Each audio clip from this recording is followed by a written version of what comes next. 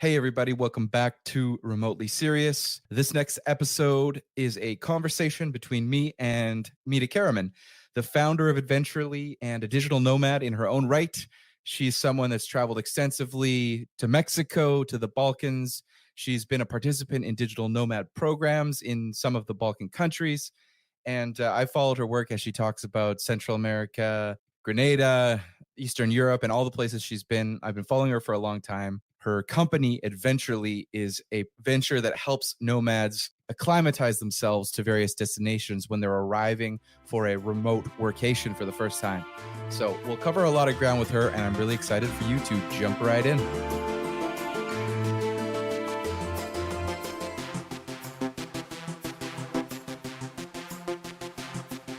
Hey, everybody. Welcome back to the Remotely Serious podcast. I'm here with Mita Carriman. And Mita, we were saying this just before we started turning the mics on and recording. I think it's over a year now since we first connected and we had a video call.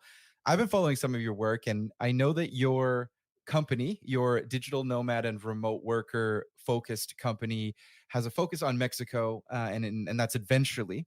But I've seen you posting from some really interesting, exciting things from the Balkans, including at least Dubrovnik, if not other places. So I'm curious what you've been up to in the last year, or what's been the most exciting highlights. Thank you. Thanks for having me on the podcast. It's nice to reconnect with you. This past year has just been really amazing, personally, professionally, travel wise. The summertime, I usually, now that we're out of COVID travel restrictions safely, before COVID, the summertime was usually when I would make my way out to Europe. So I've just been enjoying my time. I was a part of the Dubrovnik Digital Nomad Ambassadors Program that the folks at Saltwater Nomads organized. So I spent some time in Dubrovnik. Also did some marketing, cross marketing with the village of Postira on the island of Brac in Croatia. And I've just been making my way throughout Europe. I also did a very fast trip to the motherland. That was my first trip to Africa. Went to Cabo Verde, and I'm currently in Portugal for a couple more weeks before I make my way back to the Americas. What part of Portugal are you in now? I am in Estoril, so Lisbon city center. I'm a New Yorker, so I I just really appreciate being out here by the water and by the beach. So I haven't even been to Lisbon city center once since I've been here. I guess I'll probably take one trip because I probably should, but I'm just here by the beach chilling. This is me time. I'm in me Yeah. time before I go back to the Americas and whatever craziness is happening in the United States. We know that Eventually, and for anybody that's listening, we'll put Eventually links in the show notes so you can check out Mita's venture. But I just want to chat a little bit about this concept of the digital nomad ambassador programs that are happening. I've seen several of them in the Balkan countries, in the Adriatic countries, and programs in Central Istria, a region of Croatia, the city of Dubrovnik. I think I've seen things in Herzegovina as well, and spoken with some people that have participated in programs there. I'm not sure what it is. I'm sure that there are programs like this in Western Europe and in Asia and Africa and other places, but it seems like a lot of them are popping up specifically around Croatia, Montenegro, Albania, that area. What was it like participating in that program, and what did you do? Oh, it was wonderful. And I think that the destinations that are trying to attract digital nomads are realizing that, a slick campaign, marketing campaign, and, beautiful ad is just not enough for remote work, digital nomad travel. There needs to be this community aspect. And traditionally, digital nomads don't typically work with travel agents. What they typically do is see their friends who are nomads or, so-called influencers who are going to certain destinations. And then that sort of ticks off the light bulb in their head. And they're like, oh, I know so and so. And they ended up in this island in the Adriatic Sea and they're working remotely there and they look like they had a great time. So I think that a lot of destinations in Europe, just across the board, are realizing that you have to really make this more of a personalized experience to connect the digital nomad experience to would-be customers. And that's basically what the Dubrovnik Digital Nomad Ambassador Program did. So Dubrovnik launched a really cool site recently that's called DubrovnikLongstay.com. And it's a project that the tourism board, along with the city and some other interesting organizations put together as sort of a landing page for all of the remote worker travel information, accommodation, co-working space. They created a card. It's this tourism card for month-long nomads, and I got to experience it. They were very welcoming to me, and briefed me on some of the best things to enjoy in Dubrovnik, and I got to experience it and document my trip. And as part of the experience, you also host an in-person meetup, and we hosted ours with Eventually on the nearby island of Lokrum. So there's tons of islands in Croatia, and especially there on the Dalmatian coast. But Lokrum Island is about maybe a half hour, maybe slightly less, ferry ride from Dubrovnik. And we went there for Earth Day, and we got to plant 2 trees. The group that we organized was there. So I am very happy to return back to Lokrum Island to see the tree that I helped plant there, and that'll be there forever. And just really get to see what Dubrovnik has to offer versus some of the other hotbed nomad cities in Europe. One thing that I really appreciated about Dubrovnik for the time of life that I'm in right now is that it's a bit of a slower pace. Maybe I'm getting a little old, whatever. It is what it is. Yeah. I mean, I'm not at a bunch of bars in Lisbon city center. I'm chilling by the beach with a cafe with a macchiato. That's sort of the vibe I'm at right now. And I think that Dubrovnik is definitely for an older nomad that probably just wants a nice work life integration. They just want to eat healthy food. They don't want to feel like they're in the middle of a party all the time. In fact, there isn't much of a party scene in Dubrovnik. I mean, the one nightclub that stuck out in my mind, I can't remember the name of it, but they have one that is sort of LGBTQ plus friendly that a lot of people just go to in general just because it's a cool vibe. But it's they have a lot of bars so you can go to, but it's really just a cafe and restaurant culture, and I was fine with that, to be honest. I know that might seem a little boring, but maybe I'm in my boring nomad stage, and I'm embracing it. And then after we did that program, I immediately went to the island of Brock. So the island of Brock is a little bit closer to Split.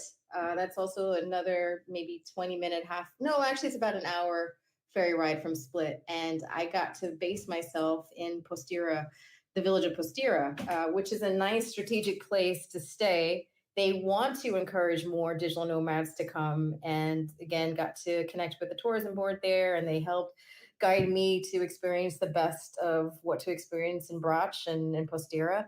And one thing that's really interesting about Brach specifically is that that's where some of the best olives and olive oil in all of Croatia comes from.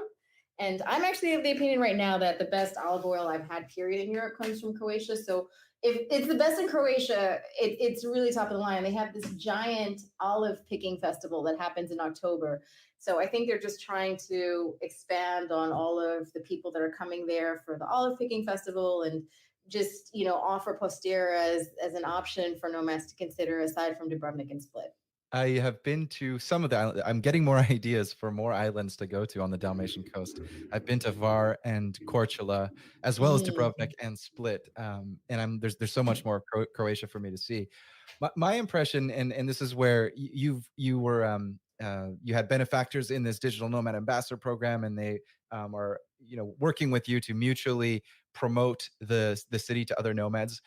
Maybe just a quick, I don't know, not grand tour, but an overview of Dubrovnik. First of all, zooming way out, for anyone who's listening and is new to some of these places that we're mentioning. First of all, Croatia, if you're looking at the Italian peninsula and then Greece on a map, and you kind of trace up the right side of Italy, up the right side of the boot, and then curl around and then come down the west side of the peninsula, or the coast that eventually becomes Greece.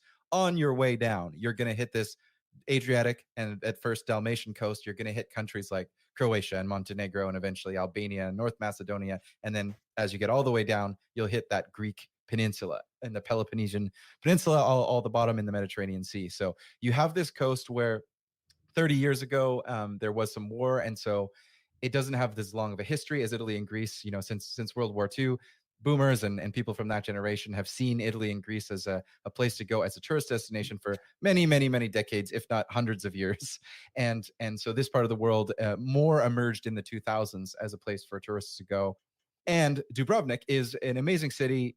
One thing to call out is just that the structure of it is a very well preserved old town that comes in the form of a fortress that has Mhm. tall, multi, I don't know what it would be, maybe is it 40-meter, 50-meter stone walls, 60-yard. I don't even know how to. It's many many. You have to climb up these stairs, and it's very vertical, and you can walk around the stone walls. So there's an old town full that's the walls are around it, and then you have sort of more modern, typical suburban areas.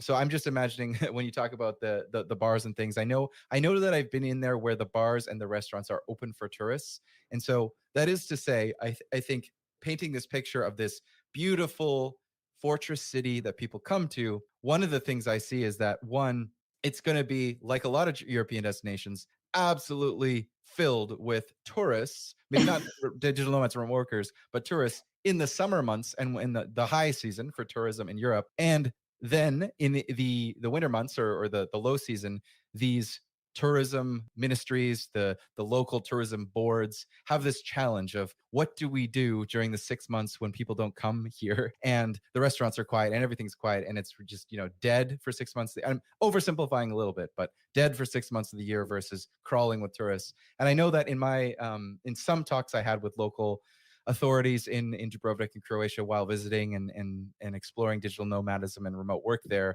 that was one of the things that they explored. So did you get into that kind of how do we manage the two seasons? And they're certainly not hurting for visitors in the summer season, and then there's practically none during the winter. Is that a fair dynamic, the way that I've No, characterized it? I think you were spot on in your characterization, but there's one thing that I noticed I think in all of Croatia. I feel as if there's a culture in Croatia where they're okay with being satisfied with something. Like there's this culture of, okay, well that's enough. I'm fine. you know? And and coming from America where America is just like, no, let's just keep Yeah. How do scaling the we walls of optimize this? capitalism. Yeah. Yeah. And what I kind of got the feeling, and especially now, because it's not just digital nomadism that's caused Dubrovnik's tourism numbers to skyrocket. It's the age of Instagram and TikTok, and and so their numbers for the summertime is just climbing.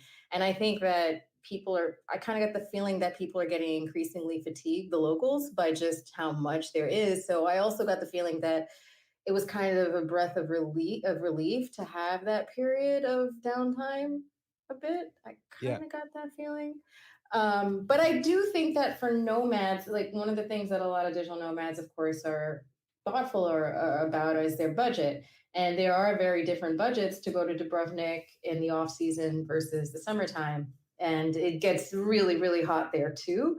So I got there in April, and I think that's kind of a perfect time because a lot of the restaurants and a lot of the hotels are starting to reopen for the tourist season to prep for because it doesn't really start till about maybe now, June.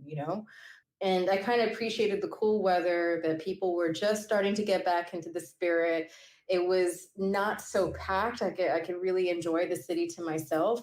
And I think coming in the spring and the fall that's what I would recommend to most nomads because you'll enjoy the city better. It won't be so packed. It won't be so hot. You won't be dealing with hordes of tourists, and it might be a little bit more economically flexible for your budget. So that was my thoughts on it. Maybe one more last point on Croatia and Dubrovnik. If someone were to come into Dubrovnik or Split, and that was their first month or their first 2 weeks or some kickoff to a Croatian or a Mediterranean adventure or nomad stint, what next places or adjacent places do you think should be top of people's list in the area? If you say, let's say they were Ah, traveling by train, to put some constraints on it, obviously you could just fly to London, you could fly to somewhere else, but if you're traveling by train and nearby, what are the best nearby places that you've encountered in that area of the world?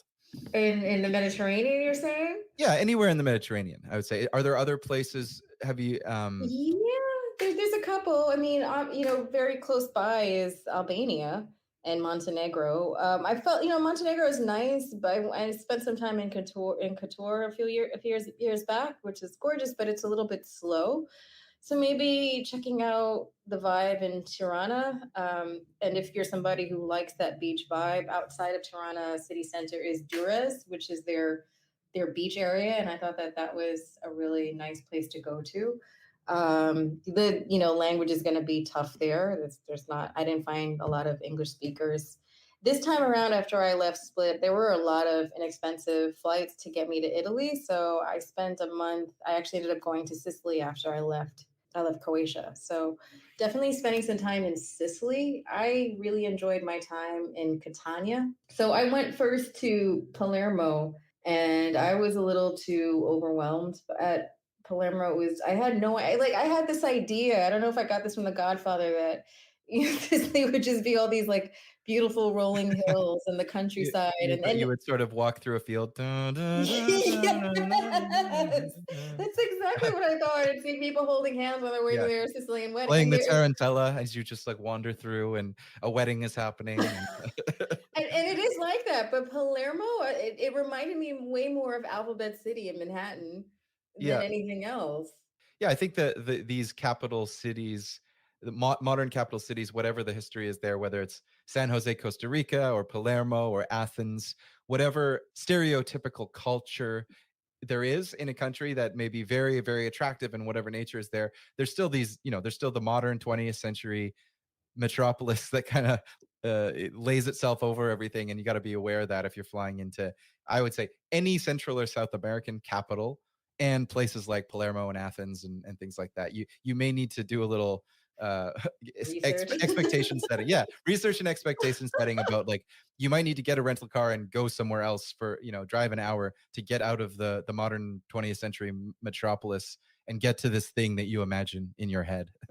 Yeah, because I spend so much time researching the destinations that I work on, either with Adventually or with the partnerships or the programs we're in, like with Dubrovnik, that I kind of didn't plan anything for Sicily. I was like, oh, I'll just figure it out. But Palermo, for real, like, I stayed next door to this restaurant and the parties would go on like loud, raging till 4:30 in the morning. I'm like, oh my goodness, this is a lot. This is more crazier than Playa, where, my Nomad base is. But Catania on the other side, I thought was really great because you can easily do day trips to Taormina, which they have the White Lotus, which I've never actually seen, but everybody goes there to take pictures of the White Lotus, I guess, TV show images. I'll tell you a quick sidebar on that topic. So my brother got married in Maui Ooh. last month Uh-huh. at and so in Wailea, which is a on Maui, there's this string of resorts, and so we were staying at a sort of a family friend's place in Maui, nearby, but so next to the fancy resorts, but not in them. And there was a break where basically one of these things where there's like wedding photos, and then there's a 2 hour break and the wedding ceremony, and then a break, and then we have a dinner. So essentially we had a 2 hour break, and I was with my girlfriend, and I said, she said, what are we going to do to kill time? Because we just had to kill time, and we were kind of dressed up.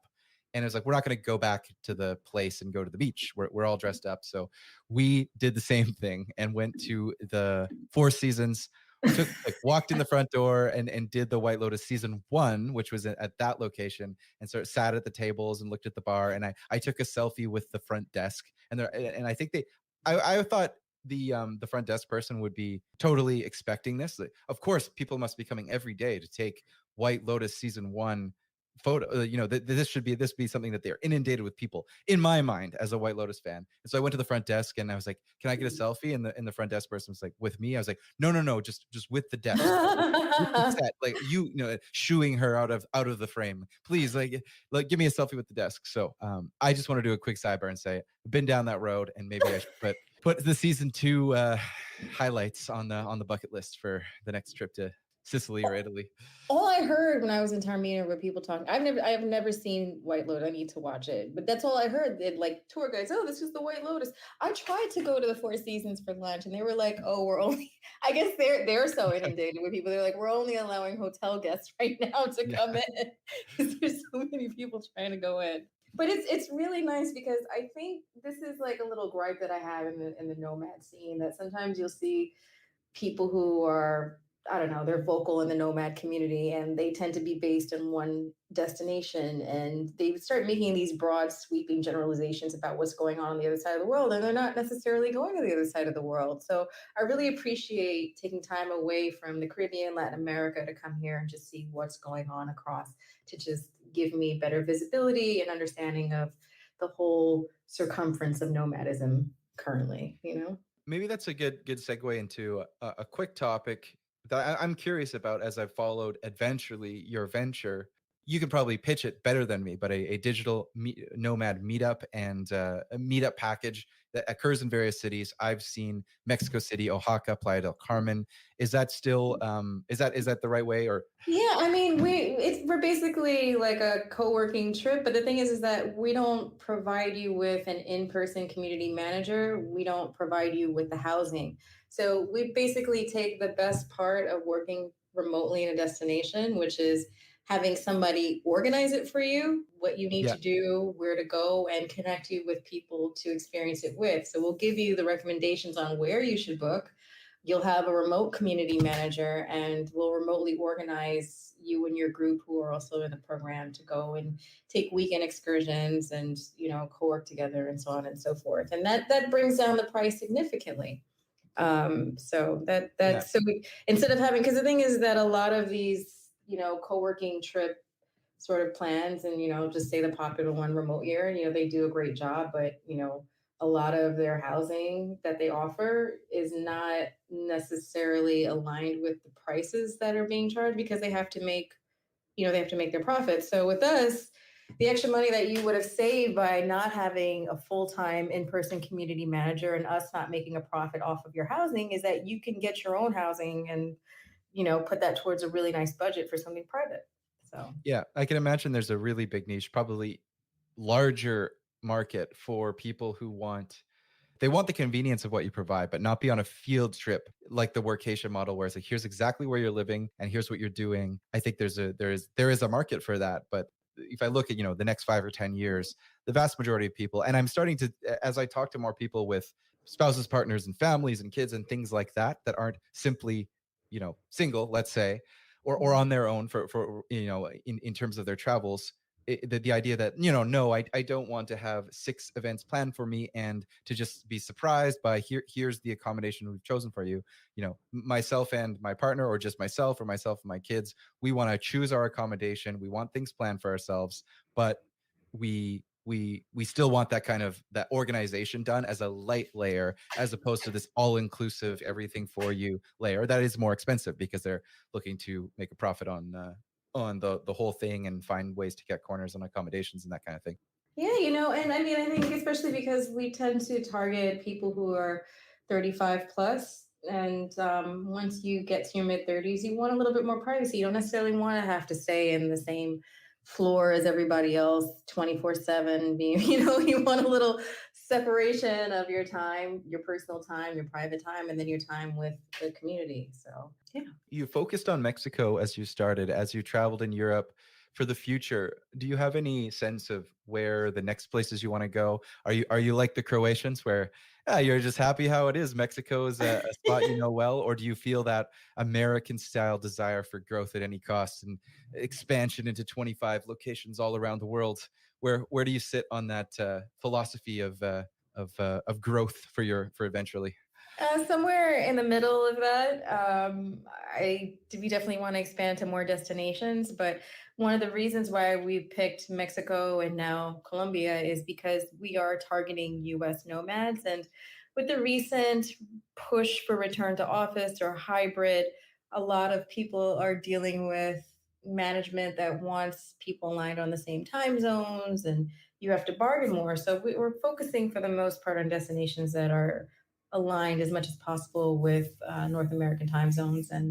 But that being said, we are looking at having a welcome meetup in Dubrovnik next year. So that'll be our first foray into Europe. Yeah, I think it's a good point about the time zones and the growth that places like Mexico and Colombia and Costa Rica and maybe even Brazil at some point, and Mhm. Brazil and Argentina at some point will be able to attain in terms of the arbitrage of hosting and attracting remote workers. I know I was at running remote in Lisbon, a conference, and Buenos Aires, the city, had a department run by a few folks that were there that were promoting Buenos Aires as a remote work destination. And obviously for a North American. It is quite far away, but on the from the time zone perspective, it's right there aligned mostly vertically with the East Coast and the West Coast. You know, a few hours difference. Brazil Mhm. is a bit of ahead too. Sao Paulo time is a bit ahead too. But I actually think that that's reasonable, and that this will be a thing that many employers will support remote work, but insist on the same time zone.